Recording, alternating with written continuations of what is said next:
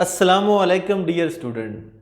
आज मैं आपके सामने क्लास 9th की केमिस्ट्री के चैप्टर नंबर 7 यानी इलेक्ट्रोकेमिस्ट्री का बहुत ही इंपॉर्टेंट टॉपिक स्टार्ट करने जा रहा हूं। तो आइए चलते हैं, सबसे पहले जानते हैं कि इलेक्ट्रोकेमिस्ट्री से क्या मुराद है। ऑक्सीडेशन और रिडक्शन की मिसालों से वजाहत करें।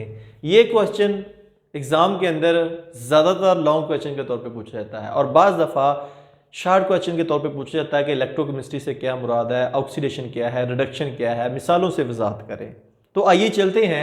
सबसे पहले मैं डिफ़ाइन करूँगा कि इलेक्ट्रोकेमिस्ट्री से क्या मुराद है। केमिस्ट्री की वो शाख जिसमें केमिकल एनर्जी को इलेक्ट्रिकल एनर्जी में और इलेक्ट्रिकल एनर्जी को केमिकल एनर्जी में तब्दील किया जाता है, या केमिस्ट्री की वो शाख जो इलेक्ट्रिसिटी और केमिकल रिएक्शन के दरमियान ताल्लुकात को ज़हर करती है, उसे इलेक्ट्रोकेमिस्ट्री कहते हैं। अब आप अपनी कॉपी और पेंसिल निकाल लें और मेरे साथ साथ जो बेसिक पॉइंट मैं यहाँ पे नोट करूँगा, डेफिनेशन लिखूँगा, वो आप नोट करते जाएं ताकि एग्ज़ाम के अंदर आपको लिखने में आसानी हो। तो सबसे पहले मैं डिफ़ाइन करूँगा इलेक्ट्रोकेमिस्ट्री को। केमिस्ट्री की वो शाख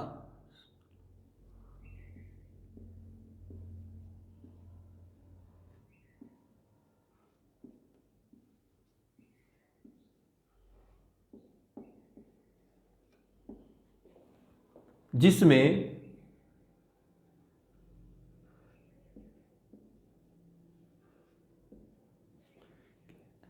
केमिकल एनर्जी को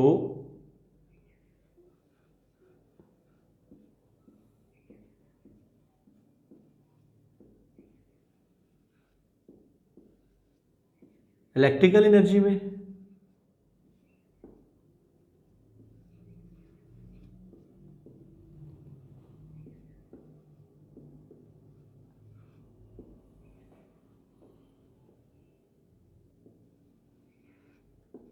और इलेक्ट्रिकल एनर्जी को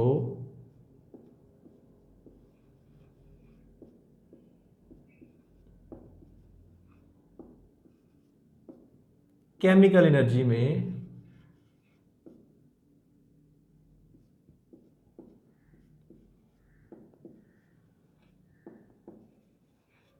तब्दील किया जाता है।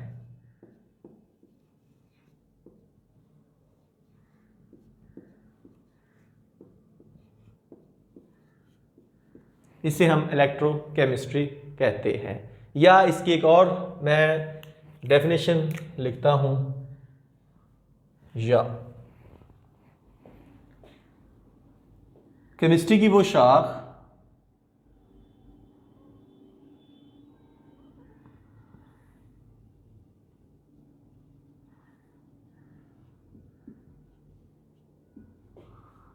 जो इलेक्ट्रिसिटी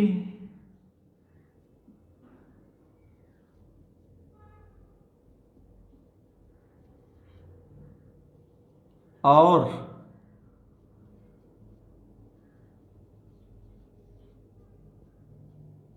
केमिकल रिएक्शंस के दरमियान ताल्लुकात को ज़ाहिर करती है।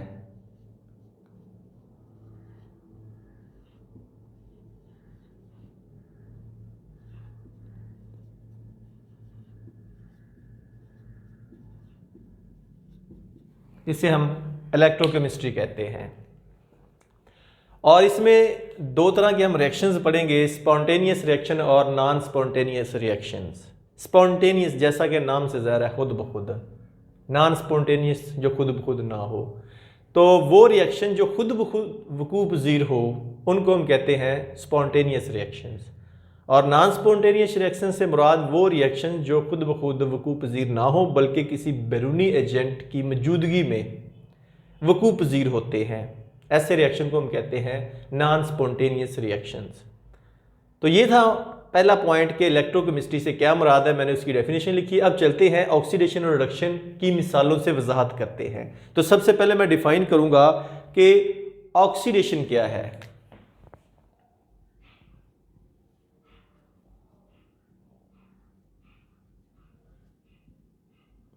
और साथ में इसको डिफाइन करूंगा कि रिडक्शन से क्या मुराद है। ये बहुत इंपॉर्टेंट डेफिनेशन है दोनों एग्जाम के हवाले से।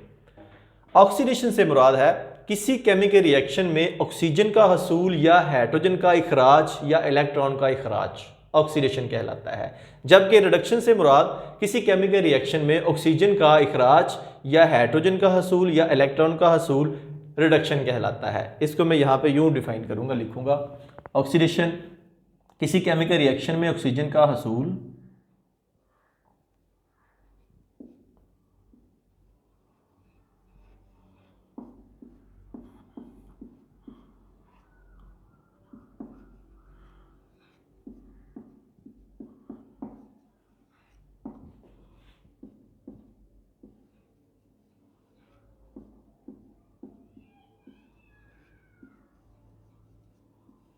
ऑक्सीजन का हसूल या हाइड्रोजन का इखराज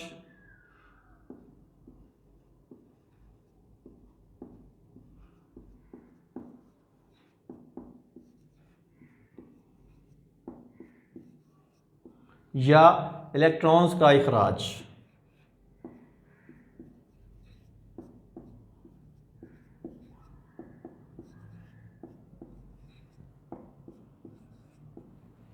ऑक्सीडेशन कहलाता है।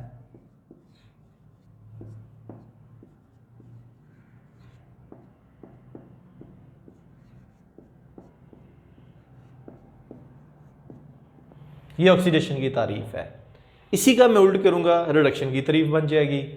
किसी केमिकल रिएक्शन में यहाँ पे ऑक्सीजन का हसूल था, मैं क्या लिखूंगा, किसी केमिकल रिएक्शन में ऑक्सीजन का इखराज या हाइड्रोजन का हसूल या इलेक्ट्रॉन का हसूल रिडक्शन कहलाता है। किसी केमिकल रिएक्शन में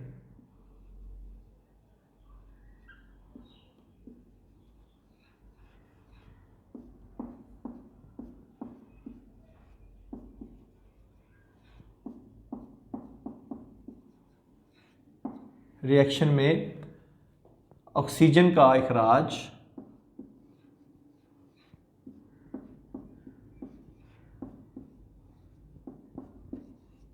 या हाइड्रोजन का हसूल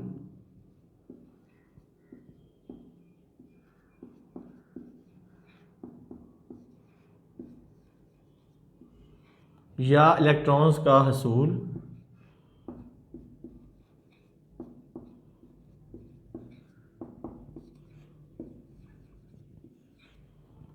रिडक्शन कहलाता है।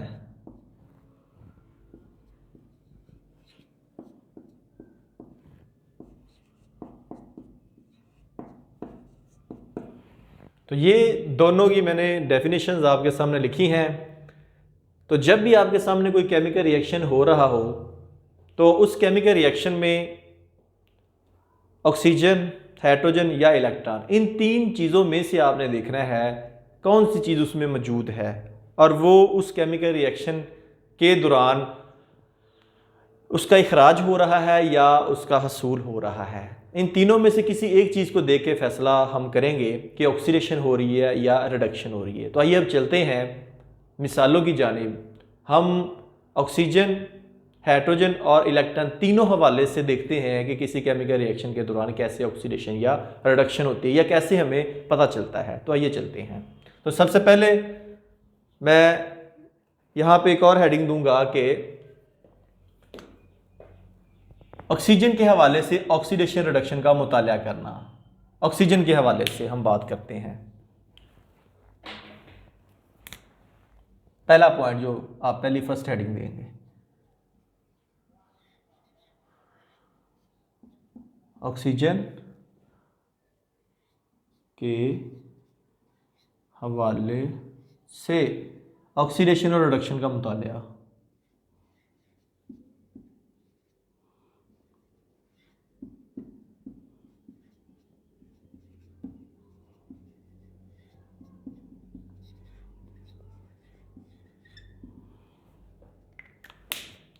तो यहाँ पर हम बात करते हैं, एक एग्जांपल लेंगे, उससे ये आइडिया क्लियर करेंगे। एग्जांपल जो आपके सिलेबस में है मैं वही यहाँ पे कोड करूँगा ताकि आपको समझने में आसानी हो कि जब कार्बन जिंक ऑक्साइड के साथ रिएक्ट करती है तो कार्बन जिंक ऑक्साइड से ऑक्सीजन लेकर कार्बन डाइऑक्साइड में तब्दील हो जाती है, जिसे ऑक्सीडेशन कहते हैं। जबकि जिंक ऑक्साइड से ऑक्सीजन का इखराज होता है, जिससे जिंक बन जाती है, जिसे रिडक्शन कहते हैं। जैसा कि मैं मुसव्वत में आपको लिख के दिखाता हूँ। ये मेरे पास जिंक ऑक्साइड है, ZnO प्लस मैं यहाँ लिखता हूँ कार्बन। जब इन दोनों का रिएक्शन होता है तो कार्बन क्या करती है, जिंक ऑक्साइड की ऑक्सीजन को ले लेती है, जिसके नतीजे में कार्बन जो है ये ऑक्सीजन लेने के बाद कार्बन डाइऑक्साइड में तब्दील हो जाती है। यानी कि कार्बन ने ऑक्सीजन का हसूल किया है, ऑक्सीजन को हासिल किया है, जिससे कार्बन की ऑक्सीडेशन हो चुकी है। क्योंकि यहां मैं लिख सकता हूं कि ऑक्सीजन का हसूल,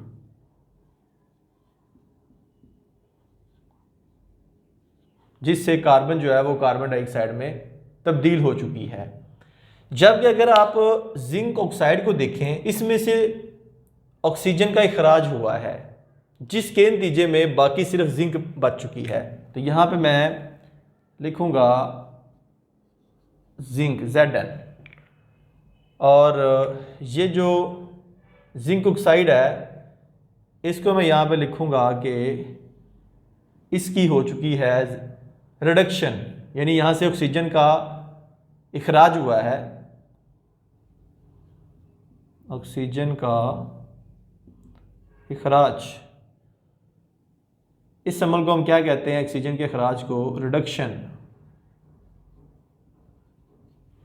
तो जिंक ऑक्साइड की रिडक्शन से जिंक बनता है, जिंक मेटल हासिल होती है, और कार्बन की ऑक्सीडेशन होती है, यानी ऑक्सीजन का हसूल ऑक्सीडेशन कहलाता है।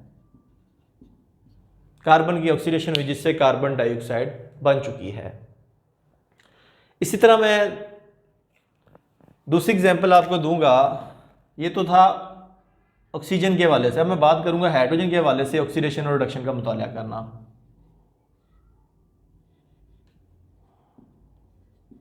हाइड्रोजन के हवाले से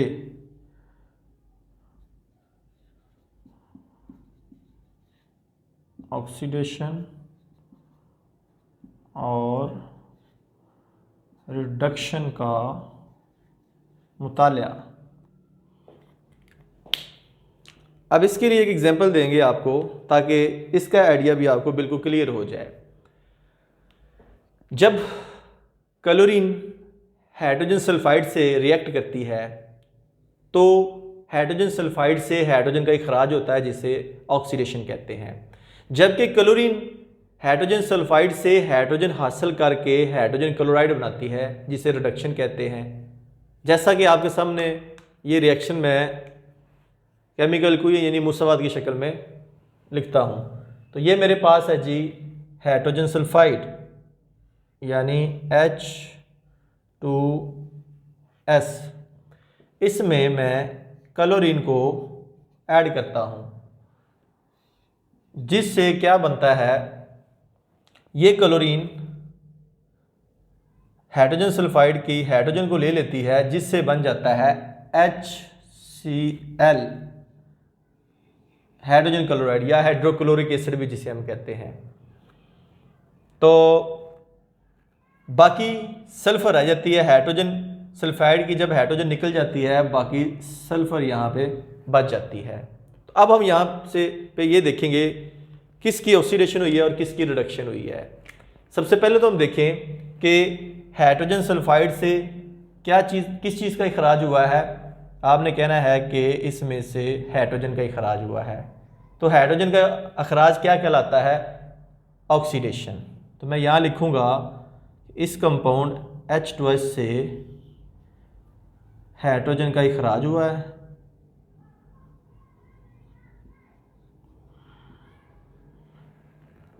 हाइड्रोजन के अखराज को हमने नाम दे दिया है ऑक्सीडेशन का।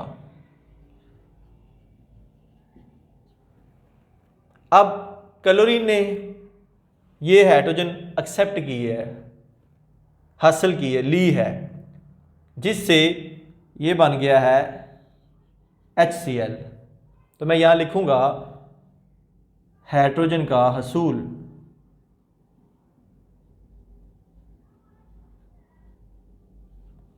जिसे हम क्या कहते हैं, रिडक्शन।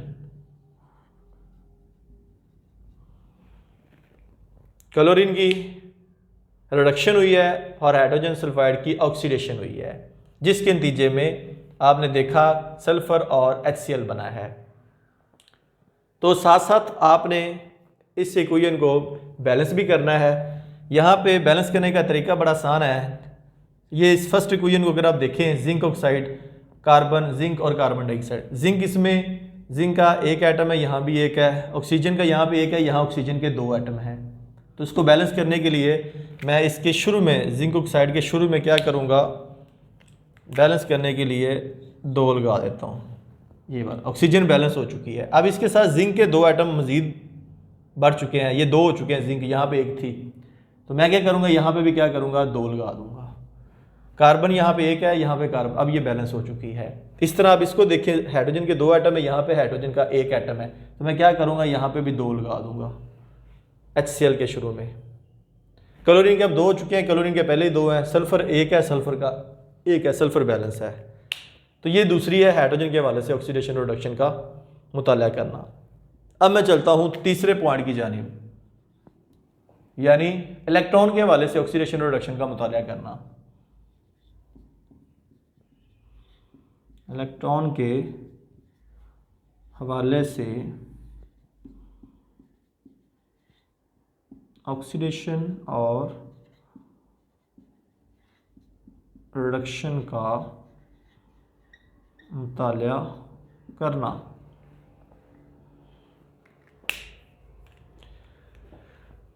सोडियम और क्लोरीन आपस में मिलकर सोडियम क्लोराइड बनाते हैं, जो कि रेडॉक्स रिएक्शन है। सोडियम एक इलेक्ट्रॉन खारिज करके सोडियम आयन में तब्दील हो जाती है, जिसे ऑक्सीडेशन कहते हैं। क्लोरीन एक इलेक्ट्रॉन हासिल करके क्लोराइड आयन में तब्दील हो जाती है, जिसे रिडक्शन कहते हैं।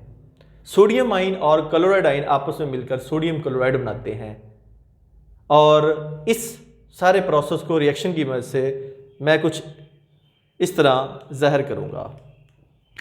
सबसे पहले हमारे पास है सोडियम। आप जानते हैं कि पीरियोडिक टेबल में पहले ग्रुप के अंदर पाया जाने वाला ये एलिमेंट है। इसके आखिरी शेल में 1 इलेक्ट्रॉन होता है। ऑक्टेट रूल के मुताबिक ये अपना 1 इलेक्ट्रॉन दे देती है। जब ये 1 इलेक्ट्रॉन अपना दे देती है तो इसके ऊपर चार्ज आ जाता है Na+1, सोडियम आयन बन जाता है। तो यहाँ पे इलेक्ट्रॉन का इखराज हुआ है। इस अमल को हम कहते हैं ऑक्सीडेशन, इनके सोडियम की ऑक्सीडेशन हुई है। क्लोरीन Cl जो है 7वें ग्रुप का है, आखिरी शेल में 7 इलेक्ट्रॉन है। ऑक्टेट कंप्लीट करने के लिए 1 इलेक्ट्रॉन हासिल करती है, जिसके नतीजे में क्लोराइड आयन बन जाता है, Cl1 नेगेटिव आयन। तो यहाँ पे गेन ऑफ इलेक्ट्रॉन यानी इलेक्ट्रॉन का हसूल हुआ है, जिसे हम रिडक्शन कहते हैं। अब हमारे पास 2 आयन है, एक सोडियम का आयन है और एक क्लोराइड का आयन है। अब सोडियम आयन और क्लोराइड आयन आपस में मिलकर सोडियम क्लोराइड बनाते हैं। उसके लिए आपके सामने एक मैं कंबाइन रिएक्शन लिखूंगा, जिसमें आपको पता चलेगा सोडियम एटम और क्लोरीन का एटम दोनों एक ही रिएक्शन में आपको नजर आएंगे, सोडियम प्लस क्लोराइड। तो इसके नतीजे में क्या बना है, अभी आपने देखा है, सोडियम आयन बना है और क्लोराइड आयन बना है, Na+1 और इसके साथ Cl नेगेटिव आयन। ये दोनों जब मिलेंगे तो आपको पता है क्या बनना है, NaCl, सोडियम क्लोराइड। अब यहाँ पे अगर गौर करें तो सोडियम तो यहाँ मैंने एटम की शक्ल में लिखी है, सोडियम एटम है, और क्लोरीन यहाँ भी मैंने क्लोरीन को भी एटम की शक्ल में लिखा है। क्लोरीन क्योंकि मॉलिक्यूलर शक्ल में पाई जाती है, इसलिए इसे हम मतवाजन रिएक्शन की शक्ल में लिखेंगे। तो मुतवाज़न रिएक्शन की शक्ल में इसको हम किस तरह लिखेंगे, यहाँ पे मैं एक और इसी इक्वेशन को कुछ इस तरह लिखूँगा कि सोडियम ये वाला और इसके साथ है क्लोरीन। क्लोरीन हमने बात की है कि मॉलिक्यूलर फॉर्म में पाई जाती है, तो इसको Cl2 की फॉर्म में लिखेंगे। उससे क्या बनेगा, अभी हमने बात की है सोडियम आयन और chloride ion. Sodium ion plus chloride ion, या हमने भी बात की है इसके साथ कि इसको ओवरऑल लिखें तो NaCl सोडियम क्लोराइड लिखेंगे। अब इसको हम बैलेंस करते हैं। अगर हम यहाँ पे देखें क्लोरीन मॉलिक्यूलर फॉर्म में मौजूद है, तो यहाँ पे Cl क्लोराइड आयन है, तो इसकी तादाद को बैलेंस करने के लिए आयंस की, तो यहाँ इसके शुरू में हम क्या लिखेंगे, क्लोराइड आयन के शुरू में 2 लिखेंगे, 2 लिखेंगे ताकि ये बैलेंस हो जाए। अब अगर देखें तो यहाँ पे भी हमें फिर क्या करना पड़ेगा, क्लोरीन NaCl के शुरू में भी 2 लगाना पड़ेगा। अगर क्लोरीन को बैलेंस करते हैं फिर सोडियम को भी हमें 2 लिखना पड़ेगा इसके शुरू में भी, ताकि ये भी सोडियम आयन भी बैलेंस हो जाए।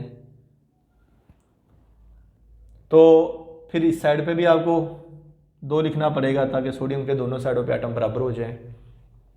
तो अब यहाँ पे अगर आप देखें तो यहाँ से भी आपको पता चलेगा इलेक्ट्रॉन के हसूल और अखराज का, कि अब सोडियम ने क्या किया है, सोडियम न्यूट्रल था, इसके ऊपर कोई चार्ज नहीं था, इसके 2 एटम हैं, उन्होंने क्या किया है 2 इलेक्ट्रॉन देने से एक एटम 1 इलेक्ट्रॉन देता है, दूसरा एटम 2, तो मैंने यहाँ बैलेंस करके लिखा है 2। सोडियम बेसिकली 1 इलेक्ट्रॉन देता है क्योंकि इसके वैलेंस शेल में 1 इलेक्ट्रॉन होता है, तो ओवरऑल 2 एटम में तो 2 इलेक्ट्रॉन देंगे, जिससे क्या होगा कि सोडियम की यहाँ पे आप लिख सकते हैं कि ऑक्सीडेशन हुई है, और Cl ने क्या किया है 2 इलेक्ट्रॉन का हसूल, जिससे ये क्या बन गया है chloride ion, chlorine molecule chloride ion में तब्दील हो चुका है। तो इलेक्ट्रॉन का क्योंकि हसूल हुआ है तो उसको हम क्या बोलेंगे, रिडक्शन। तो ये ओवरऑल रिएक्शन मैंने आपके सामने लिखा है और इसको बैलेंस किया है कि किस तरह इसको बैलेंस करते हैं। तो ये तरीक़ेकार है किसी भी केमिकल रिएक्शन के दौरान ऑक्सीडेशन और रिडक्शन को देखने का, कि कैसे पता चलता है कि ऑक्सीडेशन हो रही है या रिडक्शन। तो वो मैंने 3 बातें आपको बताई है, ऑक्सीजन, हाइड्रोजन या इलेक्ट्रॉन, उनके हसूल या इखराज के हवाले से हम देखते हैं कि ऑक्सीडेशन हुई है या रिडक्शन हुई है। तो उम्मीद करूंगा कि इस टॉपिक की आपको समझ आ चुकी होगी। अगर फिर भी आपके जहन में कोई क्वेश्चन है तो इस वीडियो के नीचे जो कमेंट बॉक्स है वहाँ पे अपना क्वेश्चन पुट कीजिएगा। अगर वीडियो पसंद आई तो दोस्तों के साथ शेयर कीजिएगा, और अगर आप चाहते हैं कि डेली बेस पे ये लेक्चर हमें रिसीव होते रहें केमिस्ट्री, फिजिक्स, बायोलॉजी की थ्योरी के और प्रैक्टिकल्स के, तो इस चैनल को सब्सक्राइब करें ताकि डेली बेस पे जो लेक्चर मैं अपलोड करूं उसका नोटिफिकेशन आपको मिल जाए। तो नेक्स्ट वीडियो तक आपसे इजाज़त चाहूँगा। अपना बहुत ज़्यादा ख्याल रखिएगा। अल्लाह हाफिज़।